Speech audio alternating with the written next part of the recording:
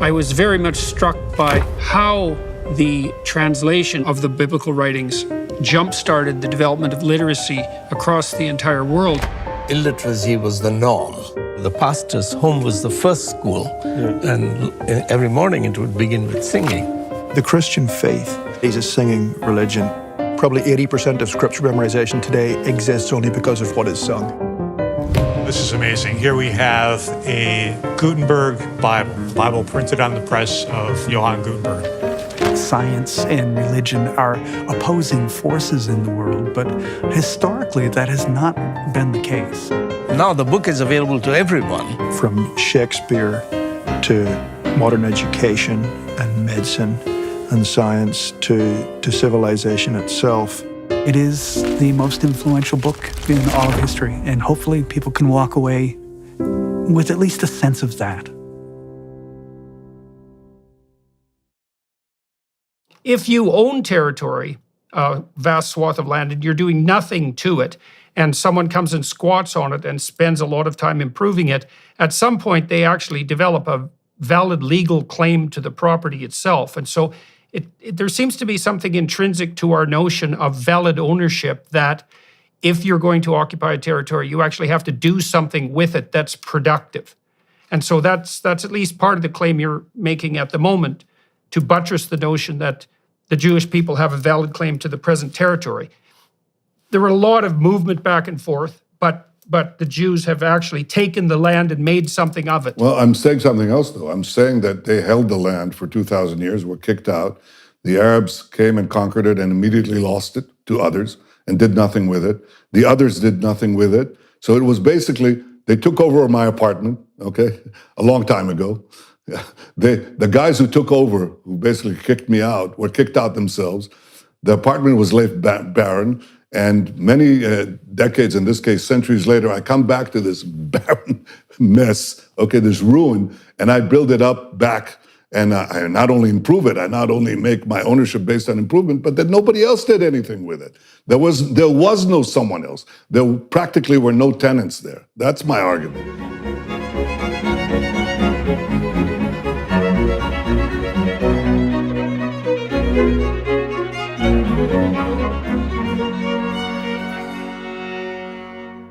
Hello, everybody watching and listening.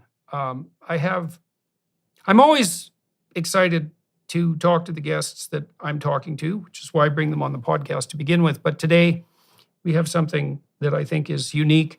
I'm going to be speaking with Benjamin Netanyahu, who was recently reelected as Prime Minister of Israel. This is a very interesting development as far as I'm concerned. It's the first time I've had the opportunity to speak with someone who is a sitting head of state or soon will be. And I think the reason that that's relevant and worthy of note is because it's one of the markers for the development of a new kind of political dialogue. We're in a situation now where it's possible to sit with a political leader and have a genuine conversation for a long period of time. We'll go at least 90 minutes, unscripted, so that there's no soundbite quality or editing to it. You just get the unvarnished words of someone who's in a position to make decisions that affect all of us. And so I'm very excited about this. I'll read the bio and then we'll go on to the interview. Benjamin Netanyahu, as I said, was recently reelected as Prime Minister of Israel, having previously served in the office from 1996 to 1999 and 2009 to 2021. From 1967 to 1972, he served as a soldier and commander in Sayeret Matkal, an elite special forces unit of the Israel Defense Forces. A graduate of MIT, he served as Israel's ambassador to the UN from 84 to 88, before being elected to the Israeli parliament as a member of the Likud party in 1988. He has published 5 previous books on terrorism and Israel's quest for peace and security. He lives in Jerusalem with his wife, Sarah. In his newest book, Bibi, My Story, the newly re-elected prime minister tells the story of his family, his people, his path to leadership, and his unceasing commitment to defending his country and securing its future. Hello, Prime Minister Netanyahu. Thank you very much for agreeing to talk to me tonight. I've been reading your book, your new book, Bibi, My Story, and it weaves an interesting personal tale, familial tale, and political cultural tale all together. And there is one particular element of it I wanted to begin discussing with you that's, I think, of broad interest. One of the things I realized when I was reading was just how ignorant I am in some fundamental sense about the history of the development of the Jewish state of Israel. And I know that there's tremendous constant noise about issues as fundamental as Israel's right to exist even. And you start by talking about, in your book, you embark on explaining that, at least in some part, by talking about Herzl and his terror that anti-Semitism, that the rise of anti-Semitism in Europe was going to cause a catastrophe, which was obviously a justified terror. Would you be kind enough to walk me and my viewers and listeners through your rationale for the moral justification for Israel, the political justification as well? And I'm going to do what I can to my limited ability, let's say, to push back. I've heard the arguments of often young people who are more prone to give credence and sympathy, say, to the Palestinian viewpoint. And I'd like to rectify my ignorance and maybe help my viewers and listeners do the same thing. So would it be useful to start with Herzl? Well, I'd start, Herzl was what I call our modern Moses, but I'd actually start with the original Moses. The Jewish people have lived in the land of Israel, what is now the state of Israel, have lived here and have been attached to this place for about 3,500 years. 3.5 millennia. Now, for the first 2 millennia, roughly, of that time, we were living in what is described in a text commonly known as the Bible. So the Bible describes how the Jewish people lived on this land, were attached to this land, fought off conquerors, sometimes were conquered, but stayed on their land. And that continued for a very long time until roughly the 7th century, actually, after the birth of Christ, okay? For roughly 2,000 years. We were conquered by the Romans, we were conquered by the Byzantines. They did a lot of bad things to us, but they didn't really exile us, contrary to what people think, okay? The loss of our land actually occurred when the Arab conquest took place in the 7th century. The Arabs burst out from Arabia, and they did something that no other conqueror, not the Romans, not the Byzantines, not the Greeks before them, not Alexander the Great, nobody did before. They actually started taking over the land of the Jewish farmer. They brought in military colonies that took over the land.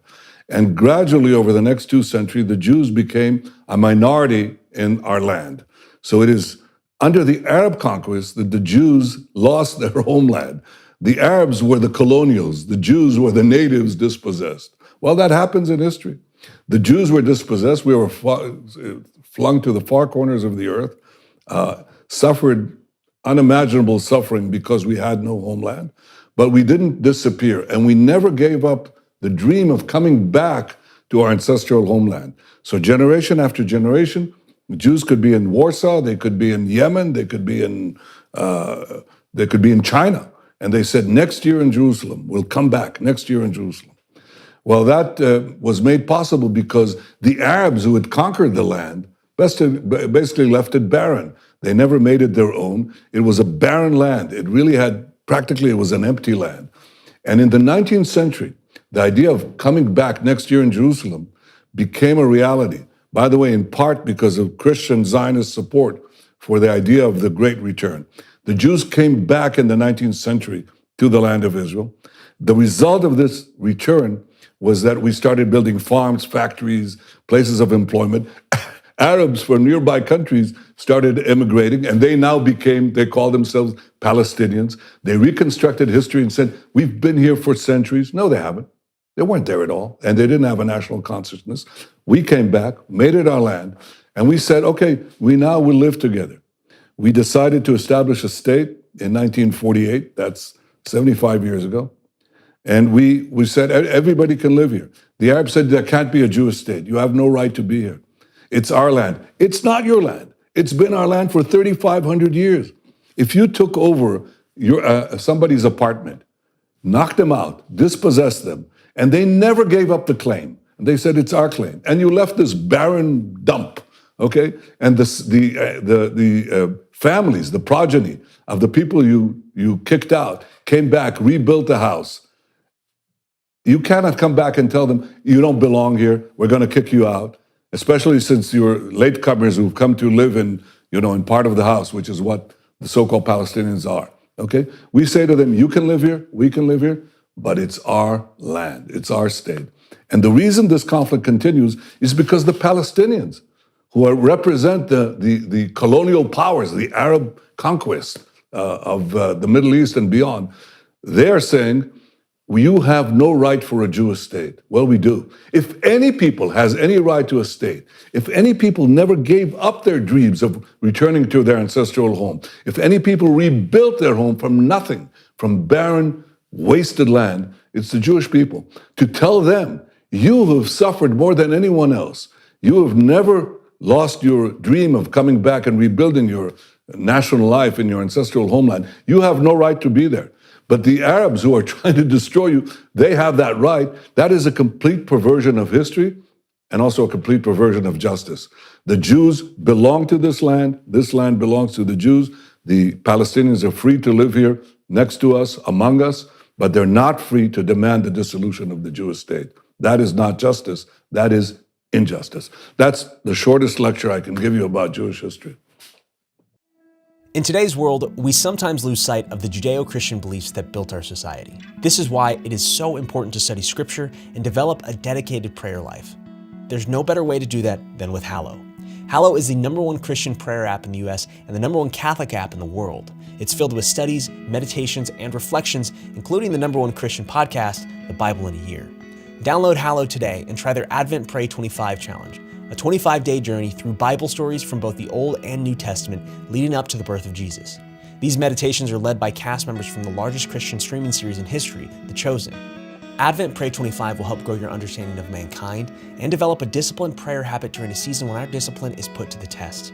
Download Hallow for 3 months completely free and experience a personal development that can come from regular prayer, meditation, and reflection on who the Bible calls us to be. Get Hallow for free at hallow.com/Jordan. That's hallow.com/Jordan. Give yourself the gift of peace, calm, and discipline this Christmas. Go to hallow.com/Jordan today.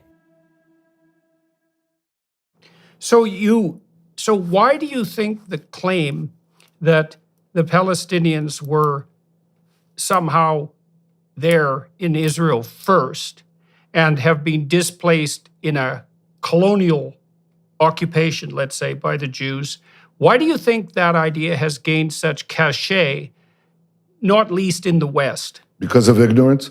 I mean, what do you mean they were here first? Well, you're familiar with the story of Jesus, right?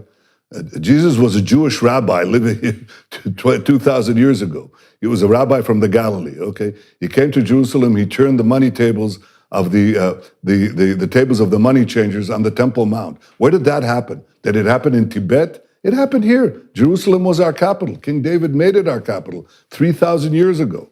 So the Jews are here. To try to say that they weren't here and that the Palestinians were here thousands of years ago is ridiculous.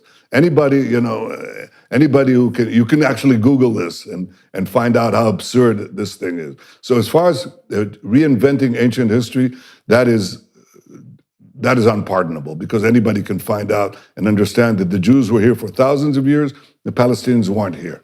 As far as modern times are concerned, what the Palestinians have said is, and I write this in my book, and I show it because it's so comical. What they say is, we were here, Palestine was a verdant land in the 19th century, teeming with the Palestinians, until the Jews came in, took it over and threw it out. Okay, well, that's what Arafat effectively said in his infamous speech in the United Nations, blaming Zionism, equating Zionism with racism. Well, there's only one problem with that. He said that the Jewish invasion of this verdant Palestinian homeland happened in 1881, okay? The problem with that is that 12 years before, a famous visitor, among hundreds of visitors, named Mark Twain, visited the Holy Land. And he describes a totally different picture. He describes Palestine, I'm quoting him, is a vast wasteland. He said, only imagination can grace this barren land with the pomp of circumstance and life. It's just, he said, we traveled for a whole day. We didn't see, in the Galilee, we didn't see a human being, one single human being. He said, Jerusalem sits in sackcloth and ashes. And as he was saying that, it's the Jewish return that began building the land. Well, perhaps one could argue, it's obvious that Mark Twain was not in the service of the Jewish state because it didn't exist. He wasn't in the service of the Jewish lobby because there wasn't any Jewish lobby. He was just reporting what was there. Could there possibly have been a tremendous influx of Palestinians between 1869 and 1881, the year that Arafat says the Jewish invasion began and destroyed the Palestinian paradise? Well, alas, no, because in the year 1881, another famous visitor visits Israel, and he visits this land, and he writes also his memoirs, okay? His name was Arthur Penrhyn Stanley. He was a very famous courtier of Queen Victoria's court, okay? And he came here on a special visit. And he says, I look south and I look north. He says, I'm in Judea. And I see nothing. He says, a barren expanse. And they both express, both Twain and Arthur Penrhyn Stanley say the same thing. When will the Jews come back and bring this land to life? And the answer is right then. We came back, brought it back to life. There were Arabs living here, but it was, as I say, a barren wasteland.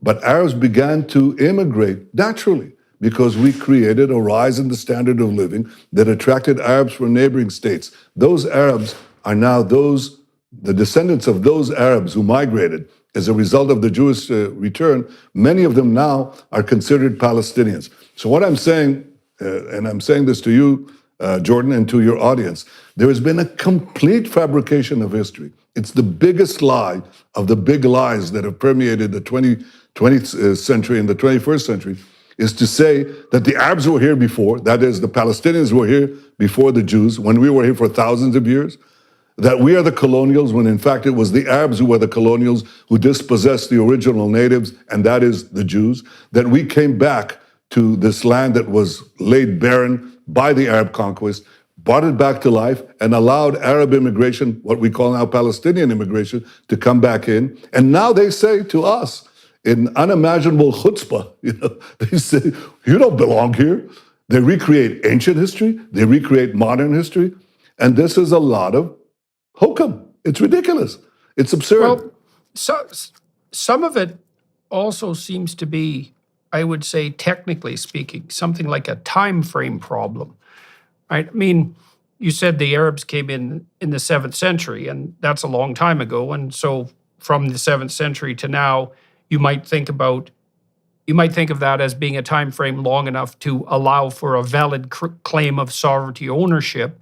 But the Jews' rejoinder is, well, we have a much older claim than that, one that spans 3,500 years. And the problem I have with that conceptually, and then I'll get to some other issues that are relevant to this, is that it's not exactly obvious what time frame of analysis should be primary. You have a very important and I don't really point. know how to solve that. I do, and I'll answer your question. It's a valid question. If the Arabs, having conquered the land in the 7th century and dispossessed the Jews over the next 2 centuries, the Jewish farmers kicked them out and so on, if they established a viable state, a viable national identity there and so on, you're right. These things happen in history. You're supplanted by another people, fine. But that's not what happened. The Arab conquerors themselves were replaced by first of all, they did nothing with the land. It's just barren. They actually built one town. Mm-hmm. It's called Ramleh. That's it. Hundreds and hundreds of Jewish biblical sites and hundreds and thousands of new sites that we built. The Arabs built one place, one town called Ramleh. That's it. So they did nothing with the land. Then they were replaced by other conquerors, Other conquerors came in. The Mamluks, the Ottomans, ultimately the British, a series of conquerors. In other words, they took over the land, lost the land, and did nothing with the land. So if they had done what you say, if they had created, if that house that we were expelled from was taken over by another people, another family, they built a family there, they had children, grandchildren, they extended the porch, they built a parking garage and so on, it's gone. What can you do? You still have the ability to demand reclamations, compensation and so on. But, tough luck. That happens in history. But that's not what happened. Once the Jews were conquered by the Arabs did nothing with it, lost the land to others. Now we come back and bring it back to life 13 centuries later and perform this miracle. And they fabricate a history where we were there all the time. It was a verdant homeland. It was built up. It was nothing of the kind. It was desert. It was nothing. Now, it's not merely Mark Twain and Arthur Penryn Stanley who say that. Hundreds and hundreds and hundreds of travelogues over the centuries of famous French poets, of Swiss travelers, of German theologians, everybody, of poets, writers, travelers, who describe exactly the same thing. There was nothing there. There was no Palestinian state. There were no Palestinians. They didn't even, the Arabs even didn't call themselves that. They were calling themselves parts of southern Syria, whatever. There was no national consciousness. There was nothing to form the consciousness about. In the 20th century, the Arab world and the Palestinians and their supporters in the West, among the intellectual elites, basically erased history and recreated a fake history that deracinates the Jewish roots that are unparalleled. There is no other story in the history of nations where people fought for so long for their land, for 2,000 years, were dispossessed from it, came back to it, did not kick out an existing population with a national consciousness, rebuilt the land, and now are being told you have no connections to it. You were, you're the colonials. No, we're not. We're not just to give this. Just to give us a fine point, because this is so crucial, what we're discussing. And I discuss it at considerable length in my book because people are so ignorant of history. We are not the Belgians in the Congo. We're not the Dutch in Indonesia, okay? We're not the British in South Africa. We had been there all the time. We had been in the Congo. We had been, if you will, the equivalent in Indonesia. We were kicked out of the Congo, and nothing happened in the Congo. Nothing. No other people there, no development, nothing. Okay? Now we come back to our land, build it up, enable immigration of Arabs, or now called Palestinians, from neighboring lands, and they tell us, oh, you don't belong here, you dispossessed us. This is essentially what Arab propaganda and Palestinian propaganda has done. And what I labored not only in the present book, my own history, Bibi, my story, but in a previous book, A Place Among the Nations, to debunk. And you know what? The interesting thing is this, so far, it's quite amazing. No fact that I put forward in any of these books has ever been challenged. Not one. Not one. Usually, when people, Place Among the Nations, my previous book, answering much of the questions that you ask, usually polemical books are challenged. The critics, and in my case, critics from the left, they'd find, some straggler, some factoid that is wrong, some formulation that is unfortunate, and so on, okay? Nothing. Nobody ever challenged it. It got, in those days, rave reviews from the New York Times, from great writers like Conor Cruz O'Brien and Paul Johnson and others. These are great writers, and it wasn't challenged, okay? My current book has not been challenged on the historical facts. Nothing. People can argue about my opinions, but they don't argue about my facts. Try to be very rigorous about the facts. This whole attack on the Jewish people's right to live in the Jewish homeland, the attempt to erase the Bible and to erase the history after the Bible and to create a modern fantasy that doesn't exist, based on the Palestinians who want to destroy us, who support terrorism, who are anti-democratic, who are or basically neo-colonials, because they're really the colonials. That is that is something that I think has, it's not merely folly. It has something fundamentally wrong morally because it is both untrue and unjust. Shopify is the all-in-one commerce platform trusted by millions of entrepreneurs to create their online store and so much more. Shopify makes it simple to sell to anyone from anywhere. Whether you're selling succulents or stilettos, start selling with Shopify and join the platform simplifying commerce for millions of businesses worldwide. With Shopify, you'll customize your online store to your brand, discover new customers, and build the relationships that will keep them coming back. Shopify covers all the sales channels to successfully grow your business, from an in-person POS system to an all-in-one e-commerce platform, even across social media platforms like TikTok, Facebook, and Instagram. Thanks to 24/7 support and free on-demand business courses, Shopify is here to help you succeed every step of the way. It's how every minute, new sellers around the world make their first sale with Shopify, and you can too. Sign up for a free trial at shopify.com/JBP. Go to shopify.com/JBP to start selling online today. That's shopify.com/JBP. Okay, so the claim so far, if I'm going to say lean in the direction of your argument without leaning too far and too obviously, I would say is something like this, and tell me if I've got it right. There's a host of competing claims to the territory that now constitutes Israel. And you could have some debate about, perhaps technically, about which of those claims should reign supreme. The additional case that you make, however, is that the Israelis, the Jews, have done a tremendous amount of work in improving this territory. And I know there's a principle of ownership in Western common law, in English common law, and I'm not a lawyer, so I may muck this up to some degree, but I understand the principle. If you own territory, a vast swath of land, and you're doing nothing to it, and someone comes and squats on it and spends a lot of time improving it, at some point they actually develop a valid legal claim to the property itself. And so there seems to be something intrinsic to our notion of valid ownership, that if you're going to occupy a territory, you actually have to do something with it that's productive. And so that's at least part of the claim you're making at the moment, to buttress the notion that the Jewish people have a valid claim to the present territory. Well, and there were a lot of movement back and forth, yes, but the Jews have actually taken the land and made something of it. Well, I'm saying something else, though. I'm saying that they held the land for 2,000 years, were kicked out. The Arabs came and conquered it and immediately lost it to others and did nothing with it. The others did nothing with it. So it was basically, they took over my apartment, okay, a long time ago. The guys who took over, who basically kicked me out, were kicked out themselves.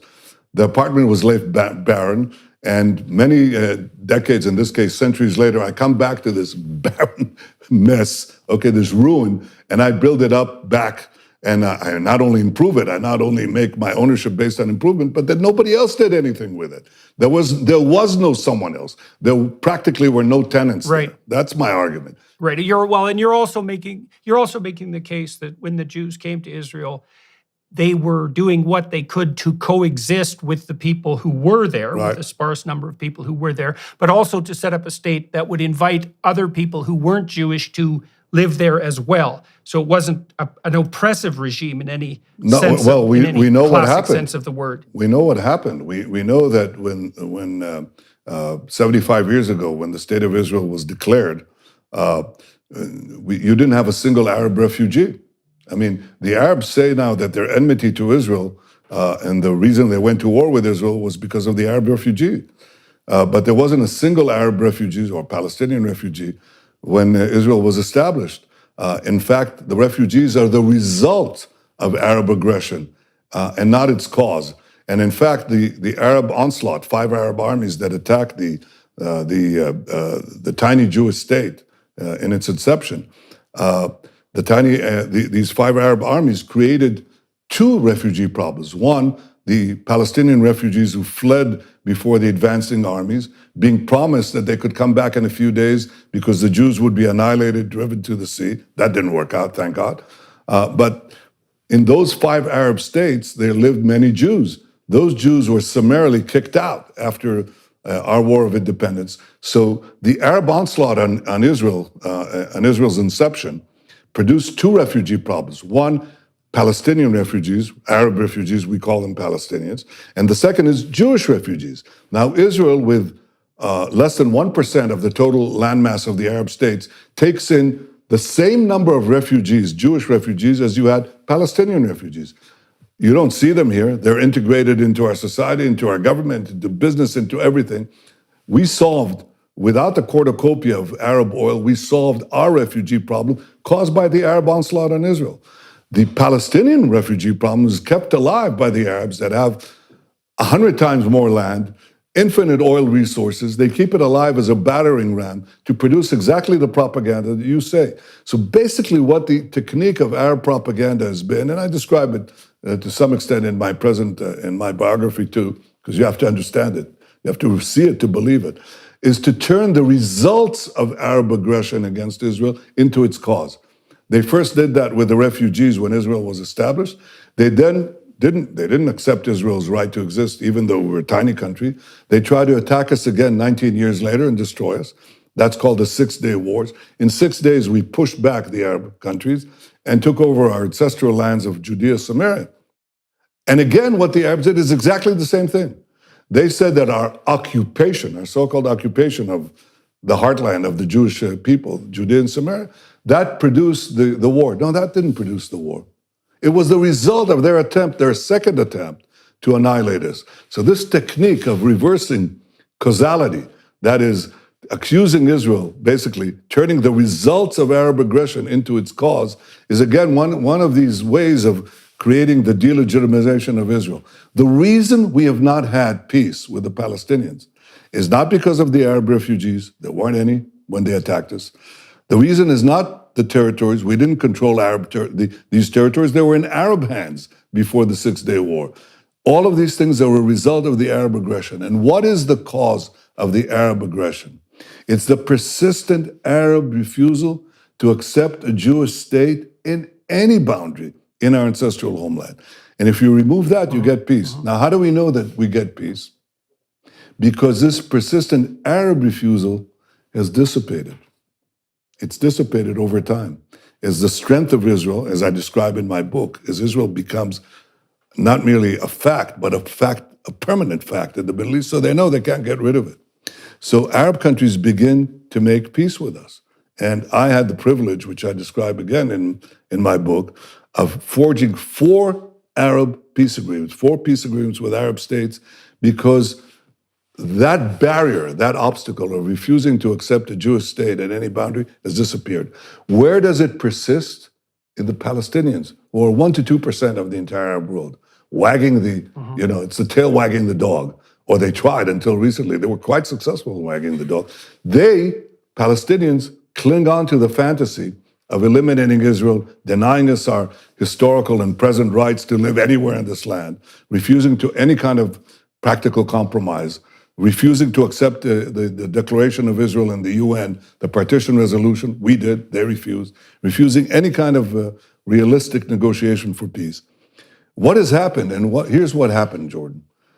For the last quarter of a century, after the initial peace treaties with Egypt and Jordan, for 25 years we had no peace treaties with any Arab country because the elites, the foreign policy elites and the experts and the intellectuals explained, you cannot make peace with the rest of the Arab world unless you make peace first with the Palestinians. There's a problem there. Right. Well, you can't, because the Palestinians are not interested in peace with Israel. They're interested in the peace without Israel. They're not interested in a state next to Israel. They're interested in a state instead of Israel. So if you wait for the Palestinians, you'll wait another quarter of a century, another half century, another century. You're not going to get anywhere. I had to break that logjam, and I describe how I did that in my book. I had to go around the Palestinians, go to the United Arab Emirates, go Bahrain, Morocco, Sudan, and make peace with them. Why did they change their attitude towards Israel? They changed it because of the result, the growth of Israeli power. As Israel became more powerful technologically, we made a free market revolution that released the genius in our people. Israel became the innovation nation. You can't do that if you're paying 75% marginal tax rate, right? So we cut tax rates, put in basically a capitalist economy, and Israel exploded. But it also became very powerful militarily because we could now afford to fund it. The combination of economic power through free markets and military and intelligence power that combined to give us diplomatic power. And with that, Arab leaders in the area began to see Israel not as their enemy, but as their indispensable ally against a force that was threatening both Israel and them, and that's Iran's aggression. And secondly, they saw the innovation nation that is Israel as a fount of tremendous technology that could better the lives of their people. And therefore we made these historic peace agreements in record time because now we were no longer bound by the Palestinian straitjacket that you're familiar with in Toronto and in New Zealand and so on. The Arab world is not there. Some of it is, but a lot of it is changing. And so my idea is, how do you solve the Palestinian problem? Anytime they want to truly sit down and negotiate, be my guest. I'll be happy to do that. And I've tried that in the past. But in reality, I took a different track. Instead of saying, first we'll solve the problem with the Palestinians, then we'll solve the problem with the Arab world, I actually reversed it.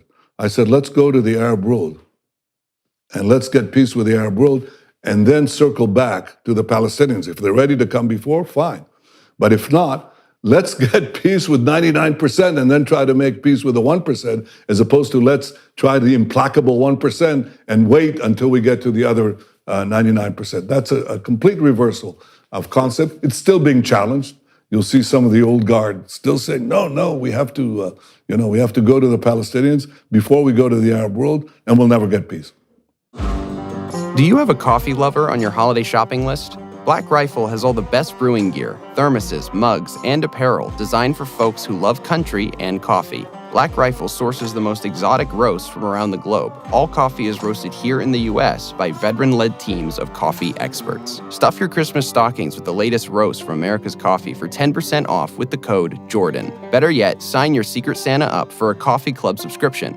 Imagine the joy of a pre-scheduled coffee delivery, your favorite roast when you need them most. It's the gift that keeps on giving. Black Rifle Coffee Company is veteran-founded and operated. They take pride in serving coffee and culture to people who love America. Every purchase you make with Black Rifle helps support veteran and first responder causes. Go to blackriflecoffee.com and use promo code JORDAN for 10% off coffee, coffee gear, apparel, or when you sign up for a new coffee club subscription. That's blackriflecoffee.com with promo code JORDAN for 10% off. Black Rifle Coffee, supporting veterans and America's coffee. So I want to divide this into two tracks now. I want to first of all investigate some of the history behind the willingness of other states to support the Jewish claim to a homeland in the Middle East, because I think that's quite interesting. And then I want to speak more about the Abraham Accords, which you discussed. So one of the things that fascinates me, well, historically, but also in your book, is your discussion of the Balfour Declaration. And so that's obviously before the utter catastrophe of the Holocaust and the catastrophes the Jewish people ran into in the middle of the 20th century. By the time of the Balfour Declaration, there was some sense, at least in Great Britain, that the claim that Herzl had put forward, for example, that the Jews and the world would benefit from a Jewish homeland in the Middle East, had some validity. So why do you think that developed? And then how do you think it extended? Because you got bipartisan support for the notion of a Jewish homeland from the Americans by 1944. And then, of course, there was the UN 1947 Declaration. So it's not as if the Jews imposed this vision on the Middle East by themselves. There was support all over the world. And so could you walk us through how that support developed and why you think it developed? Yeah, it developed because in certainly in the 19th century, in the early 20th century, there was the propaganda that I've described, rewriting the history, had not taken root. And most educated people knew the history of the Bible, the history of the Jewish people, their dispossession, what they thought were the horrors that the Jews suffered in their exile and dispersion, which was nothing compared to what was going to come later in the Holocaust, but that was enough for them. And they basically knew that the land was practically empty and that, there were people there, but it was practically empty. And it made sense that both from a biblical prognostication for those who had a religious orientation and also a humanist view, that this evil of history, this injustice of history would be corrected, that this long-suffering people, the Jews who contributed so much to civilization and to history, and to morality, the idea of morality. It's the Ten Commandments, that became the code, the moral code of the world, and so many other things, the birth of Christianity, many of the ideas, the moral ideas that we have originated on these hills where I'm sitting in right now, in this tiny, dusty edge of Asia, where this tribe, strange tribe lived here and talked about, the fact that people should not remain slaves, that there should be a law that applies to all of them, that kings are not divine, that they're subject to moral authority and censure and all sorts of other crazy ideas like that. It's all originated here. And so the educated leaders that met in World War I after the collapse of the Ottoman Empire, they had to decide, who gets what. And they came upon the idea of self-determination, that is, that people should have, the ability to govern their nations, obviously with civic rights for other peoples living in their midst. And they concluded, knowing the history that I just described, that is so unknown today on college campuses and among so-called intellectuals who are anything but that, that the Jews deserved this right to rebuild their national life in their ancestral homeland. And that's how it developed. But the first one to actually bring it forward, you mentioned in the beginning of your comments, was Theodor Herzl. Theodor Herzl was a giant of history. He was a journalist. He was a Jewish journalist in the late 19th century. He was born in Hungary, but worked for a very prestigious paper in Vienna. When he was dispatched to Paris as a correspondent, he saw the infamous Dreyfus trial, where a Jewish officer in the French army was falsely accused, as it later turned out, of espionage and betrayal, and was sentenced to Devil's Island and other horrible things. And he said this: if this can happen to the Jews in the apex of Western civilization, then it could happen anywhere.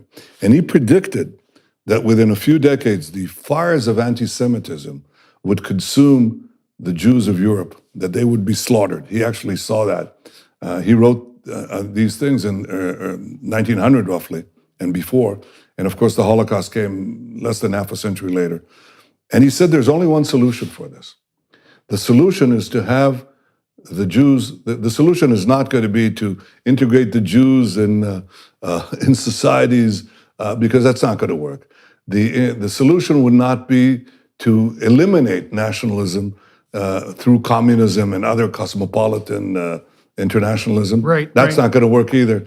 And in fact, he was right, because so much of anti-Semitism came from Stalinism and so on, okay? It's not merely Nazism, it's Stalinism too. So either thing, it's not going to work. He said there's only one solution. The Jews should have a nation of their own, that is, a country of their own. And he sought to persuade first the German Kaiser, and after that the Ottoman Sultan in Istanbul, to give the Jews a state of their own, and he didn't succeed. He died after 8 years, that's it, 8 years. But in these 8 years, he launched this movement that turned the dream of ages, century after century, next year in Jerusalem. He turned it from a prayer, from a dream, into a practical plan. My grandfather, Nathan Milikovsky Netanyahu, he was enthralled by Herzl. He became a tremendous speaker at the age of 20. Thousands of people crowded to hear him throughout Europe, Eastern Europe, Poland. There were records, press records, which I give there, how people fought each other. They broke windows. They fought physically to hear this young man speak about about Herzl's vision, coming back to the Jewish homeland. Well, Herzl died. He died too early. And his followers continued the dream even though he was dead. My grandfather was one of them. My father was one of them. But they didn't succeed. So now we fast forward. In 1917, they succeed partly because the British Empire, which now, after the defeat of the Ottomans, controlled what is now the land of Israel, decided to give the Jews a homeland. They didn't say it's state yet, but they said a homeland. It was clear it was a corridor to a state. This was met by fervent Arab opposition by many of the Arabs who had immigrated to Israel, to what is now the land of Israel. They said, no, stop, can't come anymore. Okay, they decided we're just going to oppose any Jewish land. And the British backed down. They backed down from the so-called promise they gave. It's called the Balfour Declaration, where they promised a Jewish homeland. They backed off, okay? And now the Jews are stuck. They're in Europe. They can't migrate because Jewish immigration was effectively blocked by the British, who betrayed their promises to the Jewish people. And now Hitlerism rises. 1933, Hitler rises to power. My father, who later became a great historian of the Jewish people, he's all of 23 years old. And here's what he writes with the rise of Hitler. He says, Hitlerism will annihilate all the Jews of Europe, and it's racial anti-Semitism that would consume every last Jew.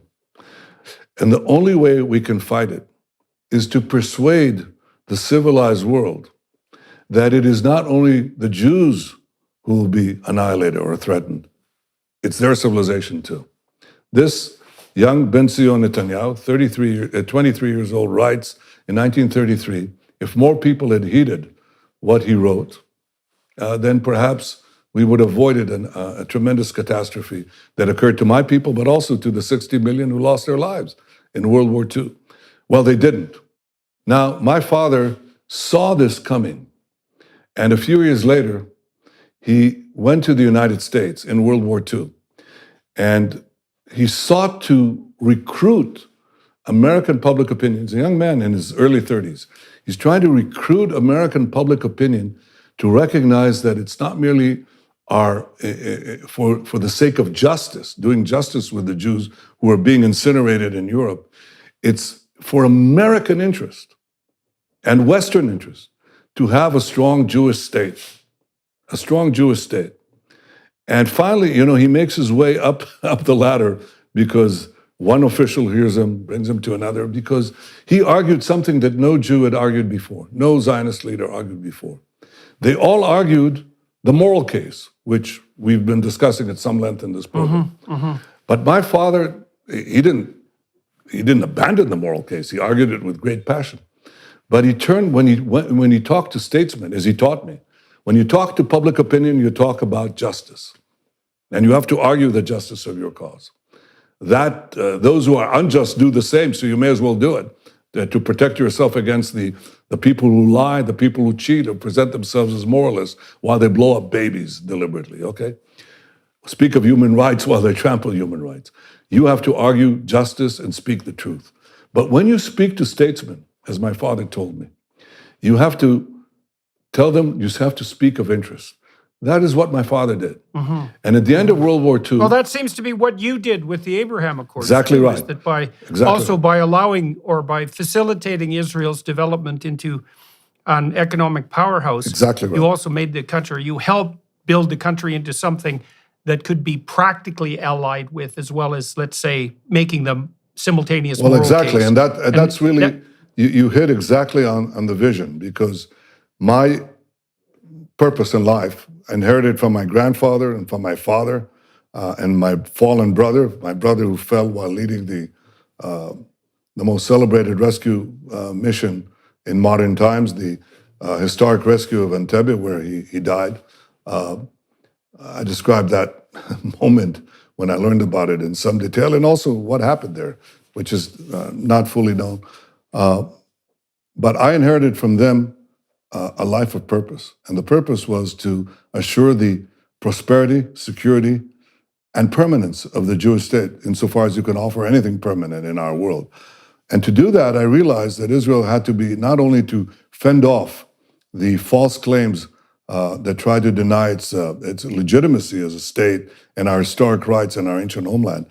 But quite separate or complementing that is to make Israel very powerful, because history is very unkind.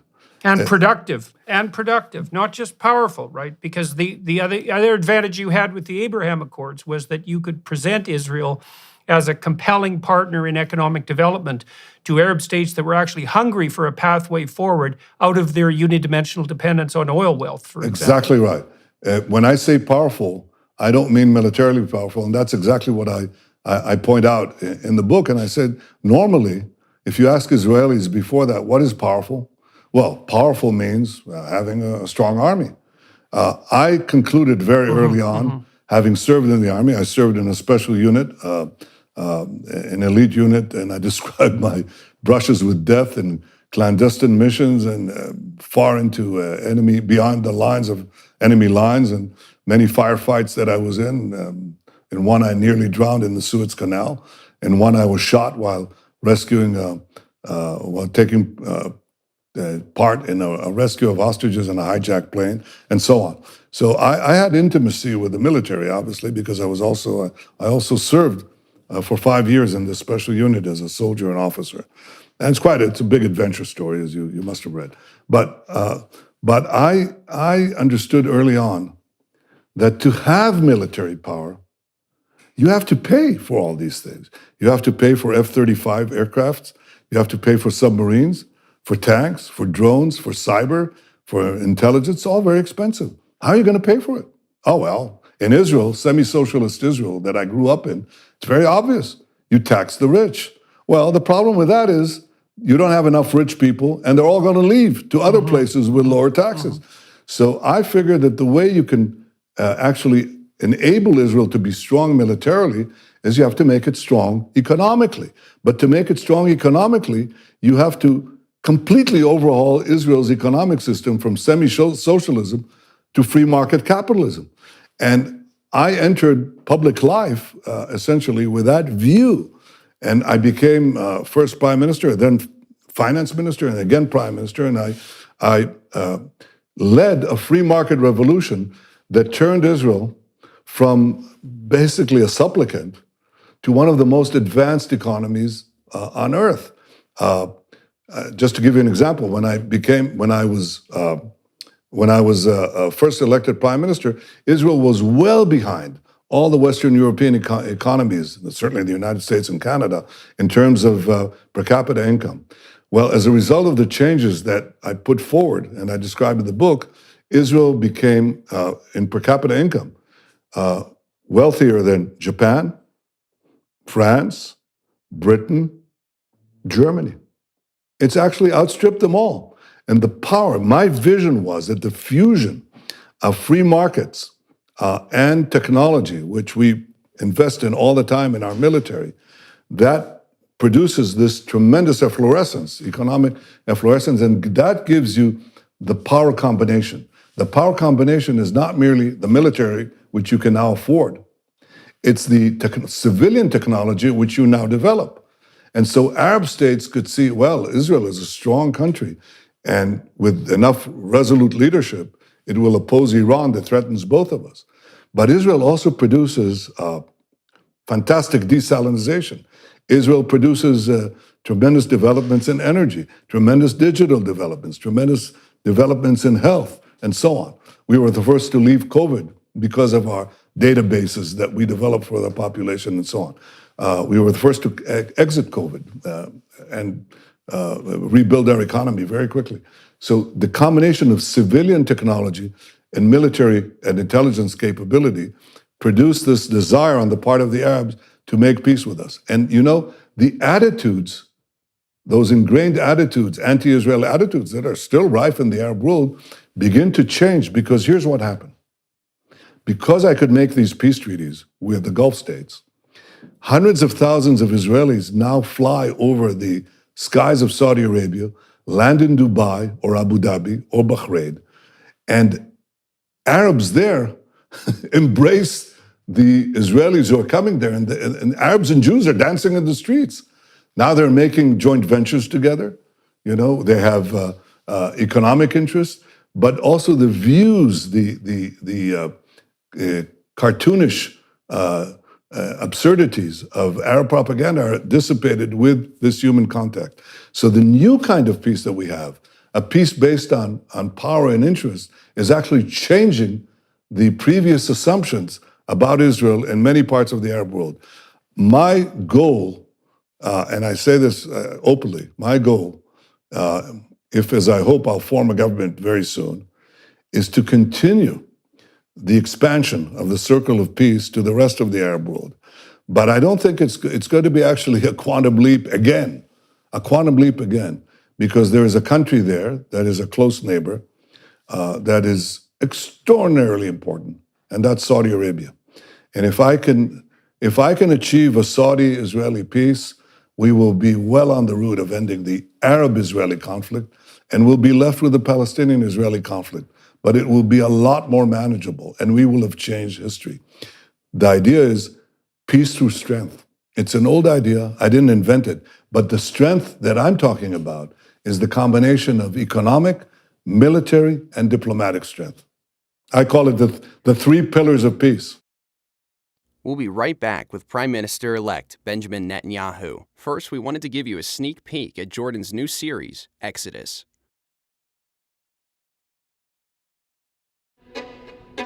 The Hebrews created history as we know it. You don't get away with anything. And so you might think you can bend the fabric of reality and that you can treat people instrumentally and that you can bow to the tyrant and violate your conscience without cost. You will pay the piper. It's going to call you out of that slavery into freedom, even if that pulls you into the desert. And we're going to see that there's something else going on here that is far more cosmic and deeper than what you can imagine. The highest ethical spirit to which we're beholden is presented precisely as that spirit that allies itself with the cause of freedom against tyranny. And yes, there exactly. Is that hope. I want villains to get punished. But do you want the villains to learn before they have to pay the ultimate price? That's such a Christian question.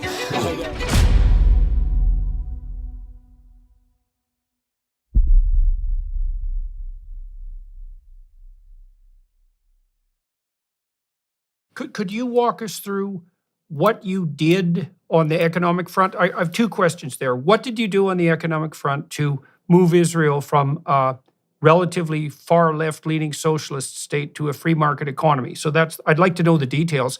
And second, why do you think that, given the radical success of your free market maneuvers, that the more socialist vision was so attractive to Israelis for such a long period of time? So let's start with the first one. So tell us what you did on the economic front to allow for the emergence of this Silicon Valley-like miracle in Israel that's unfolded over the last, about 15 years, something like that? 20 years, yes, exactly 20 years. 20 years. Well, the first thing I did was, if I can borrow a phrase from the Clintonites, never let a good crisis go to waste. We had a tremendous economic crisis when I took over as finance minister in 2003, horrible things. And the country was still along semi-socialist lines. And I decided, and most people thought it was because of the collapse of the dot-com markets, if you remember that, which it was, but it was a tiny factor of it. It wasn't a really important one. Or they thought it was because we had terrorist attacks, which was also part of it. But I thought it was a structural problem. Why were we, before the dot-com collapse, before this or that explosion of terrorism, why were we, a gifted people, a people with a pretty good educational system, how come we were trailing all the countries of Western Europe? And the idea was, well, education is enough. If we have good education, we'll get well. That's hogwash. I mean, the Soviet Union had tremendous education, and they had tremendous mathematicians, tremendous physicists, tremendous metallurgists. They were dirt poor. And yet when any one of these people was put on a plane and someone managed to smuggle himself to Palo Alto, they were producing wealth within days because you had a free market there. So technology by itself doesn't produce wealth. Free markets and technology, free markets do produce wealth, but free markets with technology produce unbelievable spurts of growth and wealth. And that was my vision for Israel. I had this crisis now, and I said, in a crisis, I could do imponderable things. I could do things which were never accepted. So what I did was, I spent, first of all, I was told by my advisors, having been prime minister before, and now being a prime minister in Sharon's government, they said, who was in his 70s, they said, look, if you want to be prime minister again, whatever you do, don't take on the finance ministry because you'll have to cut budgets, you'll have to do horrible things, and you'll never be prime minister again. And I said, well, what do I want to be prime minister for? It's to push back the Iranian threat, including their quest for nuclear weapons, and to liberate the Israeli marketplace, so the Israeli economy. So if I achieve at least one of those goals, that's a pretty good thing. They said, okay, but remember, you'll never be prime minister again. This is 20 years ago, okay? I became finance minister, used the crisis. After 3 weeks of working 20-hour days, I put forward my vision to Israel, which answers your question. I said, I fell back on a vision because people were living, exactly as you say, in semi-socialist Israel. They were awash with false economics, basically saying, divide the pie, don't increase the pie, okay? That was basically what they all grew up with, and unless you get mugged by reality, it's very hard to change it. But we were being mugged by economic reality again and again and again, and we didn't change it. Now comes my opportunity. 3 weeks into my taking up the finance ministry, I give a press conference. And I fell back on my first day in the military, in basic training. It's a long line. The company's put in a long line on a big square, and the commander points to me, and he says, you, Netanyahu, look to your right. Put the man on your right on your shoulder. I did. He then looks at the next guy, puts the guy on his right, on his shoulder, and so on. Well, I had a pretty big guy on my shoulders because the commander blows the whistle. Barely took a few steps together. This is a race. It's called the elephant race. The guy at the bottom is the elephant. The guy at the top rides the elephant. The next guy was the smallest guy in the platoon in the company, and he had the biggest guy on his shoulder. He collapsed on the spot. The third guy was a big guy, and he had a relatively small guy, and he shot off like a rocket and took the race. And I said to the Israeli public, all national economies are pairs of a private sector, of a public sector sitting on the shoulders of a private sector. The private sector is the one that produces the wealth, or most of it, okay? The added value in the economy. And in our case, the public sector became too big, and we were about to collapse. We were about to collapse like the guy next to me. So here's what we're going to do. We're going to put the fat man, this became known as the fat man, thin man example, and taxi cab drivers and comics spoke about it. It actually went into the Israeli cycle. If you ask people now in Israel, fat man, thin man, they know what I'm talking about. The fat man at the top, okay, we're going to put on a strict diet. Very hard to do politically. You're going to cut government budgets, okay? And the thin man at the bottom, we're going to put a lot of lungs, a lot of oxygen in his lungs. And what is oxygen? Well, many things. But number one, number two, and number three is low taxes, low taxes, low taxes, because that's why people risk, that's why they work. That's why, because they don't want to pay it to the fat man at the top. They want to have it themselves. And once we have that, we have to, the guy can race forward, right? Run forward and take the race compared to other economies. Well, not true, because as he begins to run, he hits a ditch, and then he hits a wall, and then he hits a fence.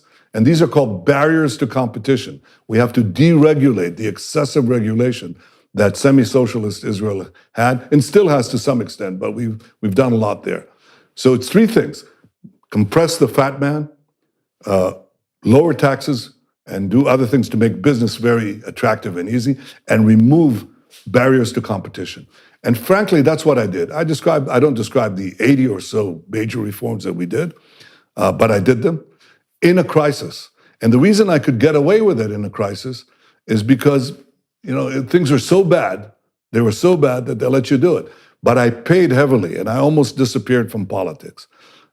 When I later ran for, as the leader of Likud, my party compressed to 10% of the Knesset. That's it. Right now, we're the biggest party. But I was merely destroyed. So my advisors who told me, don't take the finance ministry, weren't that wrong. I was declared dead.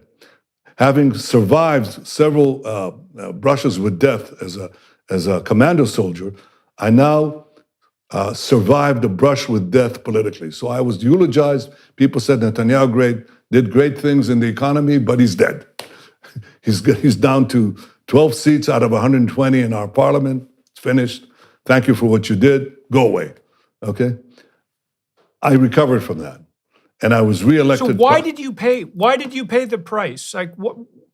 Oh, why? What was it about your reforms that made that price inevitable? Because first of all, the most important part is that in order to put the fat man, the public sector, on a diet, I had to cut back Israel's lavish welfare system, which encouraged people to live on the dole and not to go out and work. Okay, so when I cut child allowances, which in Israel were extraordinary, they'd go up with each successive child.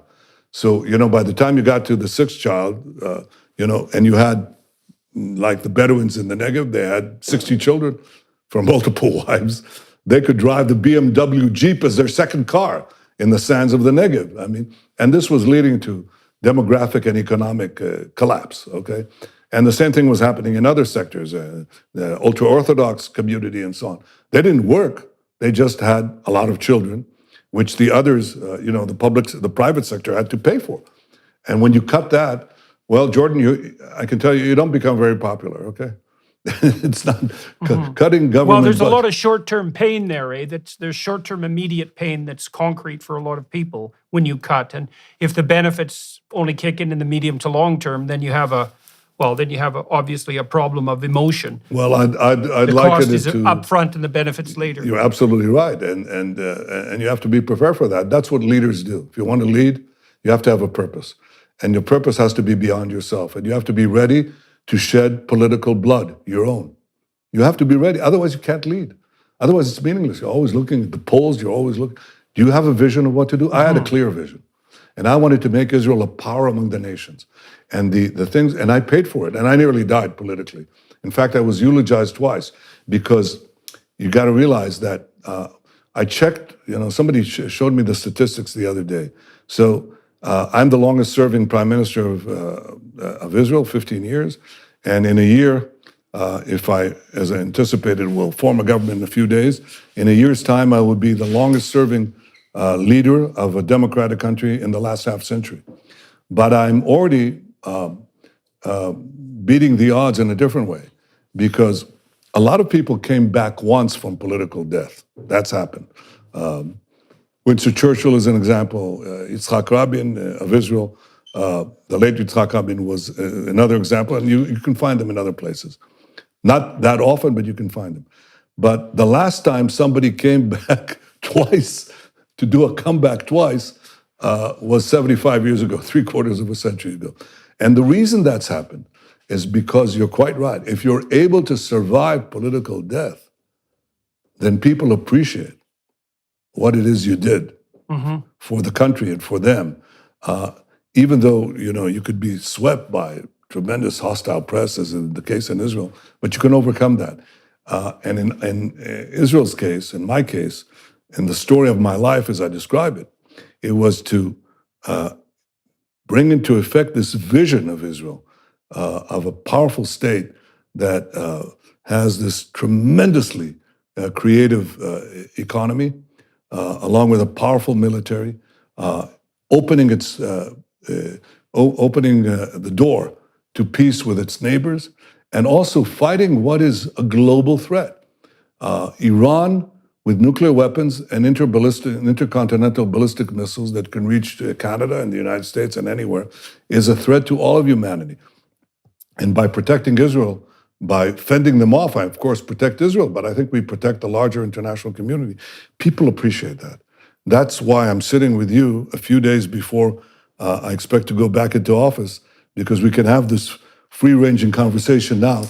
I can talk about my book, which I unabashedly am trying to plug in this conversation, and I urge you to read it for two reasons. One, as you say, to understand better the history of the Jewish state, the Jewish national movement, Zionism, that led it, the reality of the Middle East and how it's changing, by the way, for the better, the threat of Iran, all of these things, and my contacts with the successive American presidents who are very different from one another, and I've had to deal with quite a few of them, and it's an interesting story. But I think beyond that, I think it's to live a life of purpose.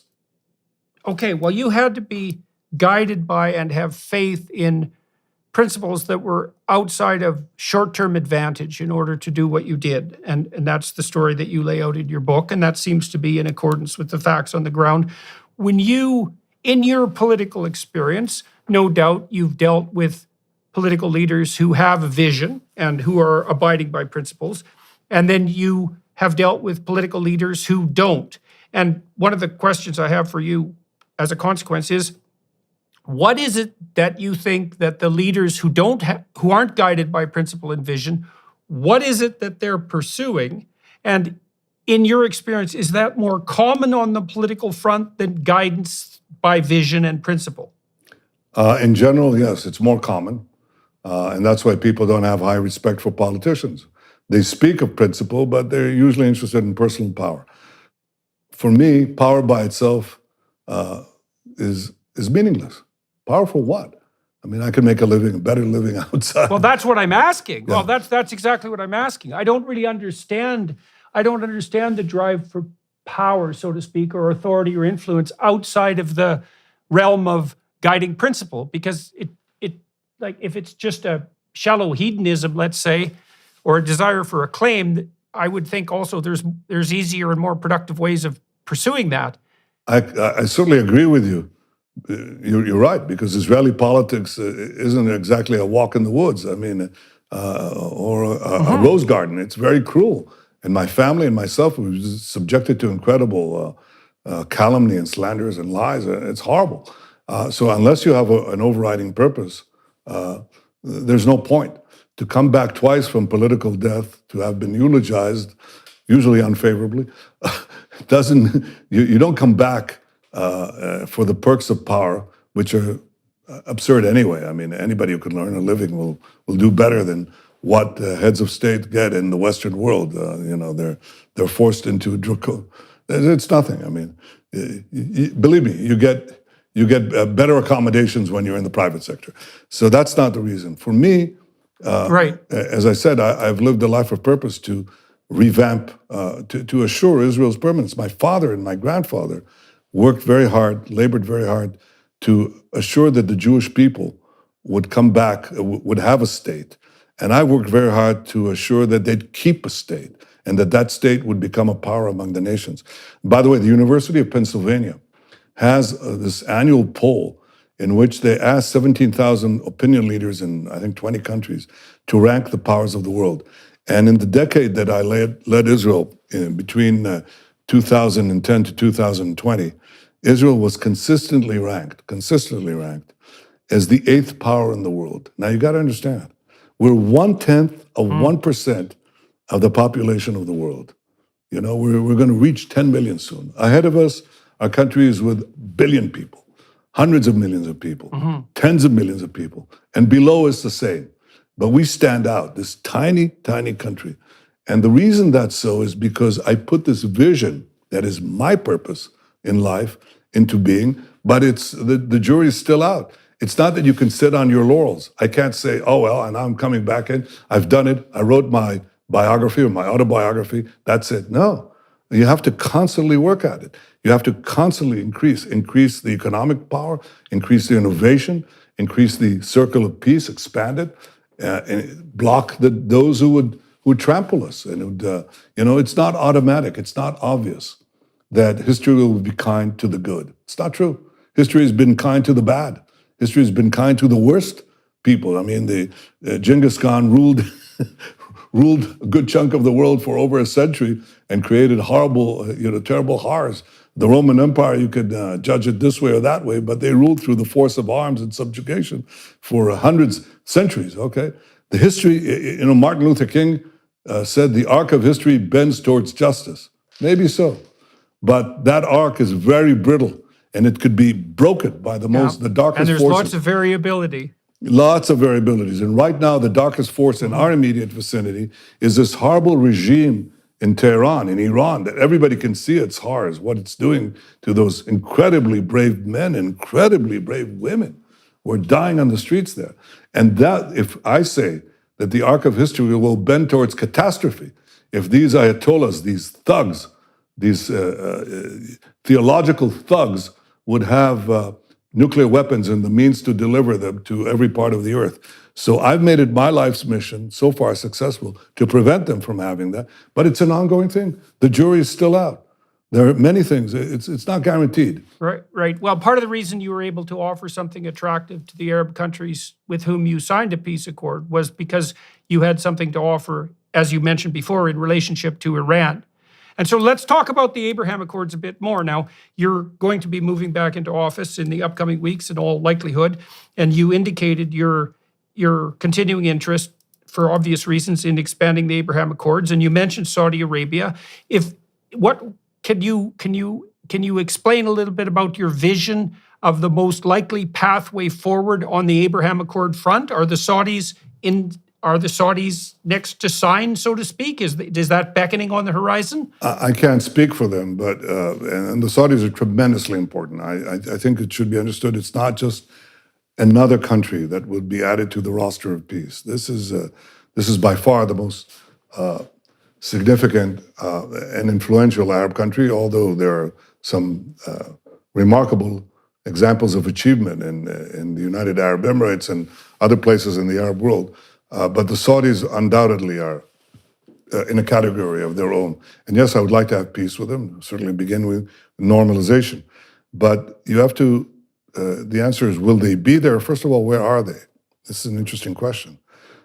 There's no way that we would have been able to achieve the peace accords, the normalization accords with the Emirates and Bahrain without tacit Saudi approval.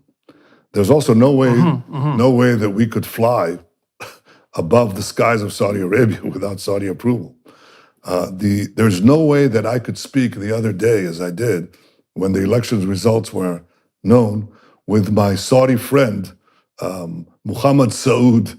He's I call it the Likud branch manager. He speaks on Saudi internet, okay?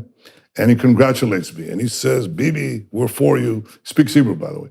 We're for you. He visited Israel. There's no way that this is done without approval. Why did this change take place? And that could be an indication of where we go from here. The quantum leap in our relations with the Gulf states took place in 2015, when President Obama, when the a joint session of Congress invited me to speak before it on the impending nuclear deal that President Obama was going to sign with Iran. Even though I knew that I couldn't reverse it, I couldn't get 2/3 majority in the Congress to resist it, I thought I could get a majority to oppose it, and I did, consisting not only of Republicans, but quite a few Democrats. But I knew I couldn't get 2/3. I can't get 2/3 in our Knesset, in our parliament. I certainly couldn't get it in the American Congress, but I went to speak there. And I spoke, by the way, Jordan, I described this speech. I never prepared for a speech like this in my life. And I prepare my speeches right up to the podium. I change them on the podium. I'm a stickler for the precise words. So, I came into, just as an aside, I came to Washington. You'll read this in the second part of the book. But I came to Washington to challenge a sitting president. It's a very, very difficult thing to do. And even though, Obama was the quintessential example of a leader who was there not for power itself, but for a purpose. He had an ideology. It's just that his ideology clashed with mine. He believed that peace will produce power, and I believe that power produces peace. And if you ask me to do a peace treaty that will basically leave me shorn of my power, it won't last for 5 minutes. So we had a difference of views, but it clashed, literally clashed, with the question of the Iran Accords, which I thought merely paved the way for Iran to become a military nuclear power which will threaten all of us. So I, not lightheadedly, but after considerable deliberation, went to Washington. Arrived in Washington the evening before. I'm going to go over the speech, and I try to practice the speech, and my sinuses are clogged. I have that condition, and I put more and more nose spray, and they're getting clogged. They're both clogged, and I try to practice the speech, and I'm stopped in mid-sentence, every mid-sentence, and I say to my wife, "This is the worst thing that could happen. The most important speech of my life." And I'm stuck because of these horrible nose drops, and I fling them in the air, and they try to give me bowls of steam. They bring a medic. Nothing happens. She says, "Well, sleep it over. It'll pass by morning." Well, it didn't, and I didn't sleep a wink. I get up in the morning. We make our way towards the Capitol building, and I say, what in God's name am I going to do? I mean, I can't deliver a line of the speech. And as we see the steps of the Capitol, lo and behold, like a biblical miracle, the sinuses cleared, the waters recede. Okay, and I go in and I give the speech, which was very well received, very well received. And here's what happened, and this is the relationship to Abraham Accords. As I'm giving the speech in a joint session of Congress, my delegation receives calls in real time from these Arab states, some of them. And they say, "We can't believe what your prime minister is doing. He's challenging a sitting American president, the most powerful man in the world." That led to clandestine meetings between me and these Arab leaders, and I won't itemize where. They were in the Gulf, they were in the Red Sea, they were on a yacht. I landed in a helicopter on a yacht, if you can believe it. My security people said, "That's too dangerous." I said, "Skip it, we're doing it." And this led to the Abraham Accords that were later culminated with the help of President Trump, and he had an important role here, and I value and I appreciate that. I'll never stop appreciating this because I think it was very important. But it took me a while to persuade him. He got very little credit for that too, by the way. Well, he got all the credit from me, but it took me 3 years to persuade him because he was going down the Palestinian rabbit hole.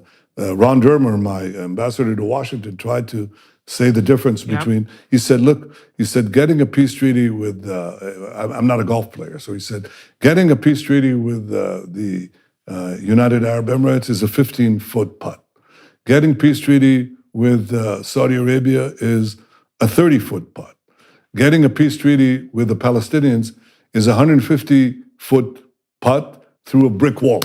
So it took me about three years to persuade the president. What I said to him, and I also described this in my book, I say in the very first meeting I had with Trump in the White House as president, I said to him, "Donald, there are 4 peace treaties waiting to be plucked, ripe, plums ready to be plucked off the tree."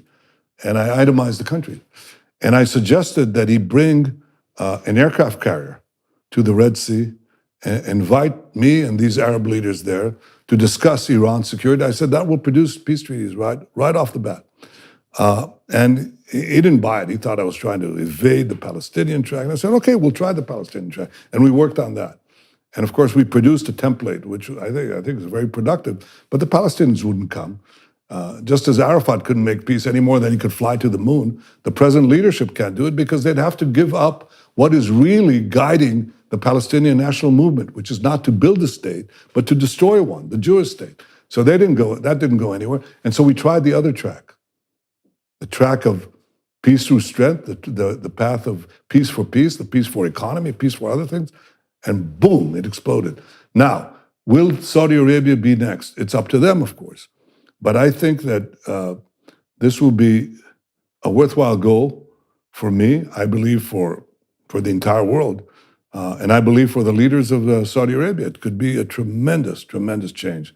So why do you think the Biden administration hasn't jumped on the Saudi Arabia opportunity, especially given that the Biden administration and the Americans in general would have benefited from closer relations with the Saudis, given the current state of energy, what would you say, uncertainty that plagues the United States and the rest of the world? I mean, it just seemed to me that again, that was low-hanging fruit that was just ready ready to be plucked because I knew that the Saudis, for example, were on board, at least tacitly behind the scenes, in relation to the Abraham Accords. And it seems obvious beyond belief that a Saudi-Israel peace accord would be of benefit, obviously, not only to the Saudis and the Israelis, but to everyone in the world, especially given the threat of Iran. So I don't understand why this process has been stalled.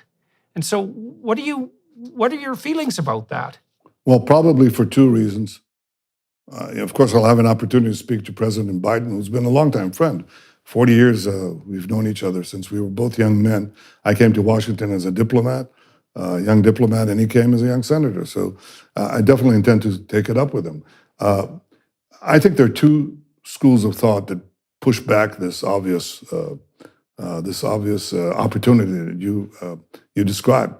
The first is the Palestinian straitjacket that says, and it still lingers among the foreign policy elites. I mean, they've been at it for decades. They can't let it go. They say, well, no, you have to. Right. Peace means peace with the Palestinians. Peace in the Middle East is not in the Middle East. It's peace in this tiny part of the Middle East between Israel and the Palestinians. But peace with the entire Arab world, that's not peace. Or you can't get to it before you get through the 150-foot putt through the iron wall, which means you'll never get to it. Right. So that's the lingering thing among the foreign policy elites. May be changing because the Abraham Accords sort of started shaking people up to see that there are other opportunities, broader opportunities for peace than they ever imagined. The second reason is that for Saudi Arabia, I think, making that transition requires continually habituating Saudi public opinion, but also conforming to the broader Saudi interests. There are two interests that Saudi Arabia has. It wants to modernize Saudi Arabia. There's no question that the current leader, Mohammed bin Salman, wants to modernize Saudi Arabia, propel it to be an advanced country. Doesn't mean democratic country, not in the way that we think, but look at the United Arab Emirates, or look at Singapore for that matter. They're not exactly European-style, Luxembourg-style democracies, okay? But they have degrees of freedom in the economy and the life of the people that is obviously very different from what you have in Iraq or Syria. It's a different thing altogether, okay? So I'm sure that they want to go there, but that he would want to go there. But for the Saudi leadership to go there, they would have to, I think, be assured that their national interests, and especially their national security interests, are protected. And that requires a certain flexibility on the part of those who want them to take this move. I'm talking about the United States. So it may be that